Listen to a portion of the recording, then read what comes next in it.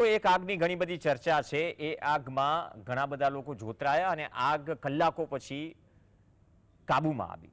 સુરતની Shivshakti textile market જે આગ સવાલોના ઘેરામાં છે। જીએસટીવીની ટીમ એ છત પર પહોંચી કે જ્યાં ગેરકાયદેસર શેડ લાગેલા હતા અને શેડ ગરમ થવાથી ભીષણ આગ લાગી હોવાનું સામે આવ્યું।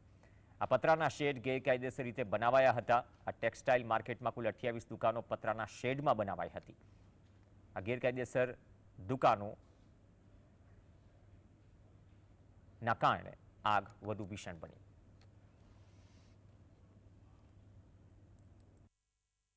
શિવશક્તિ ટેક્સટાઇલ માર્કેટની અંદર આગનો બનાવ સામે આવ્યો હતો ત્યારે જીએસટીવીની ટીમ અત્યારે ટેક્સટાઇલ માર્કેટના ટેરેસ પર પહોંચી છે અને ઉપરના દ્રશ્યો બતાવવાના પ્રયત્ન કરી રહ્યા છે કે આગ શેના કારણે લાગી હતી। જે પતરાનો શેડ હતો તેના કારણે જ ધુમાડા બહાર જવા માટે કોઈપણ પ્રકારનો રસ્તો ન હતો અને જે પતરાનો શેડ બનાવવામાં આવ્યો છે તે શેડ પણ ગેરકાયદેસર હોવાનું સામે આવી રહ્યું છે। મહત્ત્વનો સૌથી મોટો ખુલાસો જે છે તે અત્યારે સામે આવી રહ્યો છે।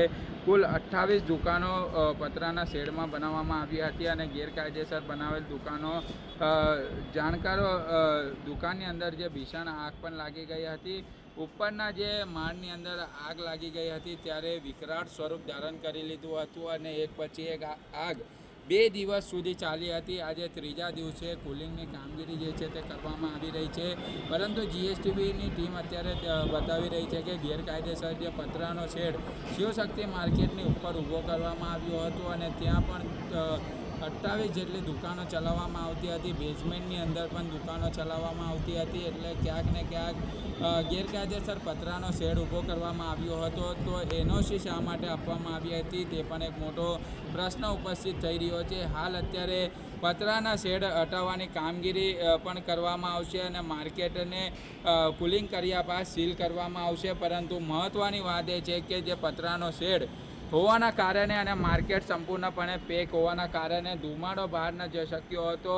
ફાયરની ટીમને અંદર જવા માટે ભારે મુશ્કેલીનો સામનો જે છે તે કરવાનો વારો આવ્યો હતો। ત્યારે અત્યારે જે રીતના જે દ્રશ્યો સામે આવી રહ્યા છે તે ચોંકાવનારા દ્રશ્યો છે, કારણ કે પતરાનો શેડ ઊભો કરવામાં આવ્યો હતો તે પણ ગેરકાયદેસર હોવાનું સામે આવી રહ્યું છે। સમગ્ર ઘટનાની નોંધ જે છે તે મેયર દ્વારા લેવામાં આવી છે અને હવે પતરાનો શેડ ગેરકાયદેસર હતો, એનઓસી કોના દ્વારા આપવામાં આવી હતી, કોના મેળા પીપળામાં આપવામાં આવી હતી, તેની પણ તપાસ જે છે કરવામાં આવશે અને સમગ્ર ઘટનાને જોતા હવે શિવશક્તિ માર્કેટની સામે અને બિલ્ડરો સામે કઈ રીતની કાર્યવાહી થાય છે તે હવે જોવાનું રહેશે। સાહિત્ય જગતાપ,